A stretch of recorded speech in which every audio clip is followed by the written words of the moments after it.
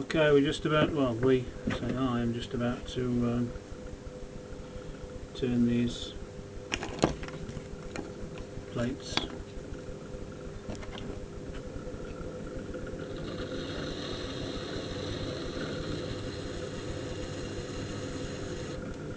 I don't normally show much in the way of turning on video. I find it quite boring. Oops.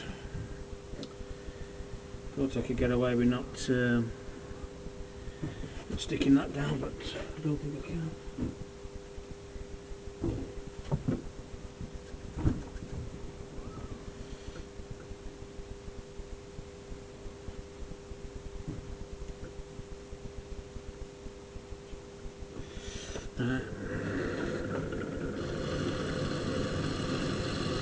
I've thrown these quite thick because I want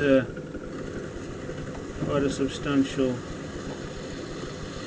foot ring on. So we'll turn quite a bit of it away here.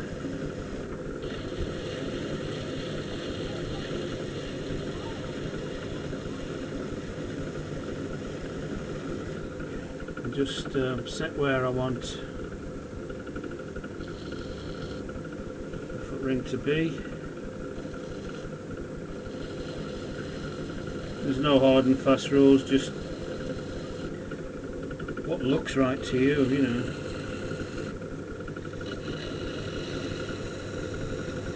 I suppose somebody somewhere has got some kind of formula involved that involves foot ring to diameter and height and whatever, but a little bit too involved for me, that.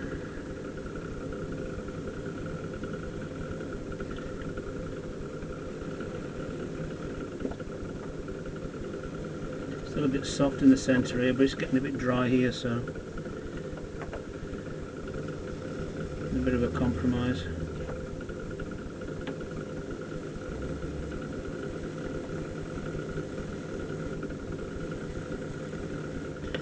I'm leaving quite a wide foot ring here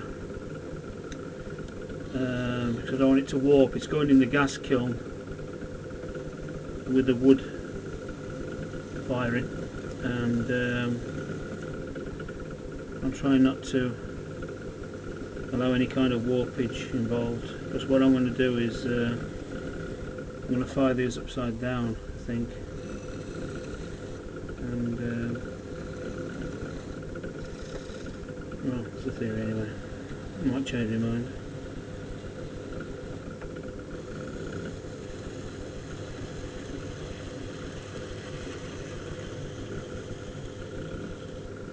Right, that's the bulk of it got off with that tool there. I quite like that one. Then I'll work on a, if I can find it. This is my favourite tool.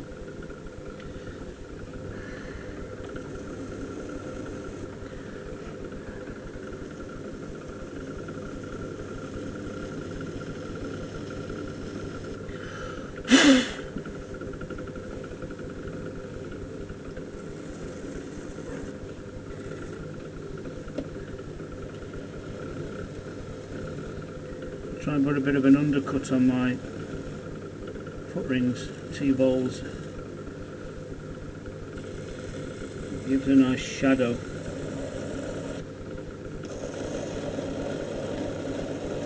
That noise you're hearing is because I'm wedging the end of this against here.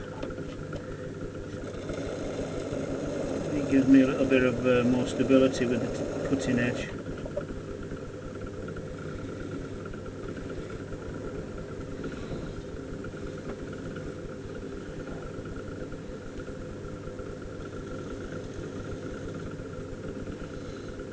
Get a nice bit of a spiral in the centre here now.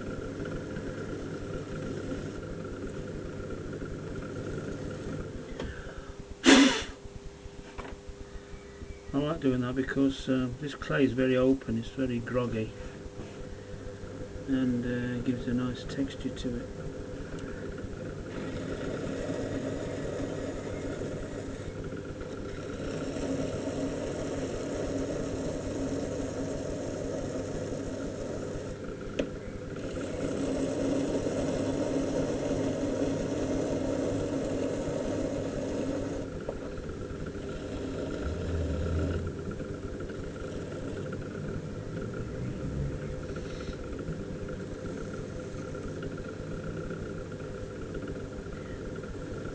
Now, I said in previous video that I was going to put some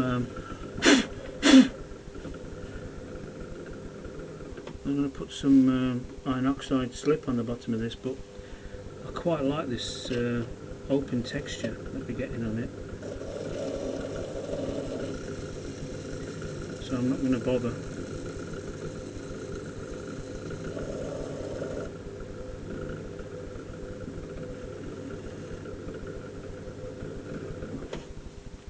And that's the first one.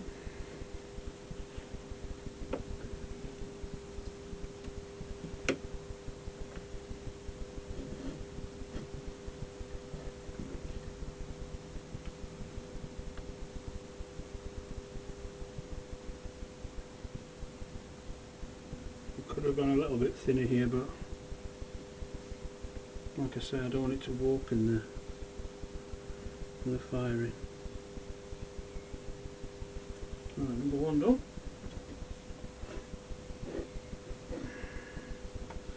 The second one, have a feel of the inside of this and get some idea of the profile on the inside.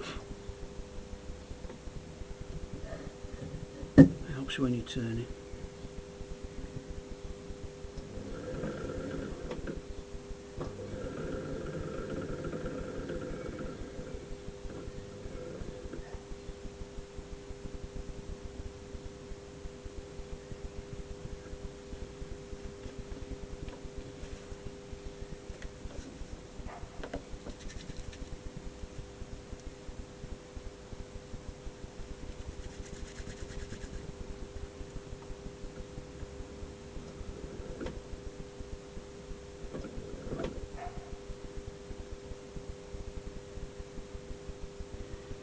Right, here we go again.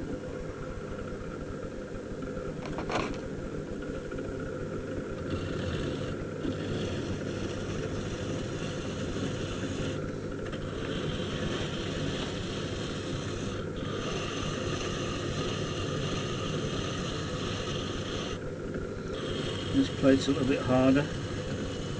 It's amazing, I wait for almost a full day for them to dry out. Keep testing them and trying them, and when it gets towards the end I let it go a bit too far because I'm distracted by something.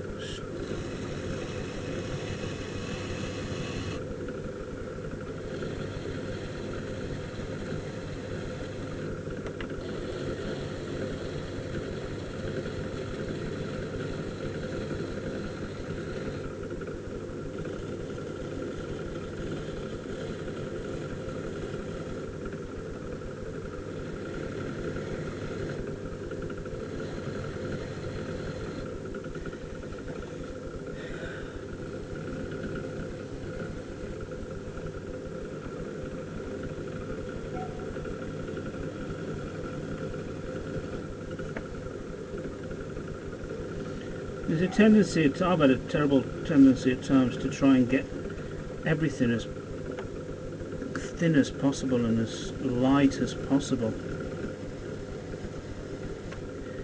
And I think that comes from the point of years ago in industry when they were trying to, obviously it's all down to cost of materials and try and get your pots as thin as possible, then your clay goes further, trying to save money, but I'm trying to get out of that habit now. That's why I could manage to lift these off the wheel without putting them on a bat. If I'd have thrown them like I used to throw them, there's no way I'd have picked them off the bat. They'd have just collapsed. I always used to try and throw them almost to the finished effect and try and do away with a lot of turning. I don't really like, well, I didn't used to like turning, I do now, not too bad.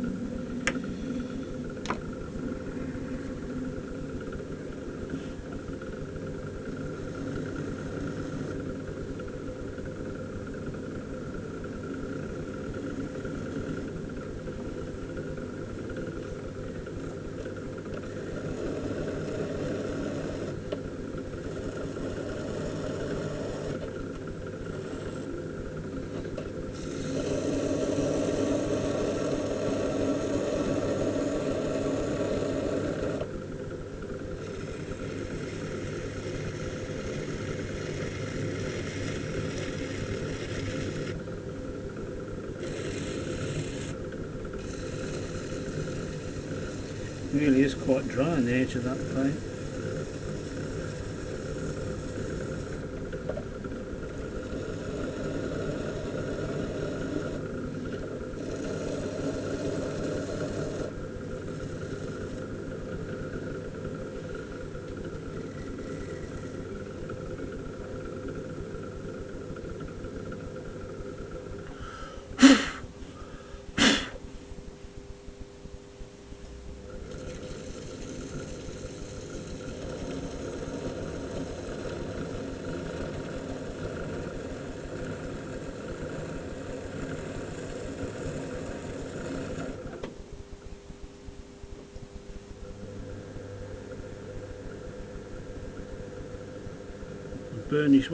Burnish the foot edge of the foot ring here, because this is going to sit on table or wood or whatever, and if it's rough it's going to scratch, so just run my thumb over it just to burnish it a bit. You see the contrast in the two. And just need to put the stamp on now.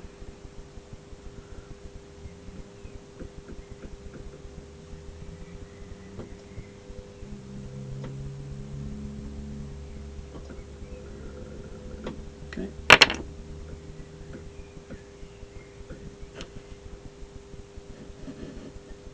There's another one that's done.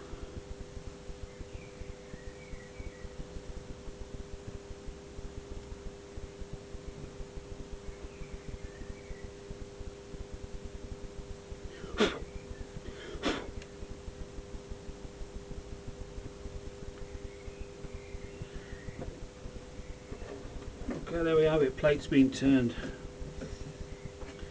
You'll be sick of seeing my videos, so I've done 3 today.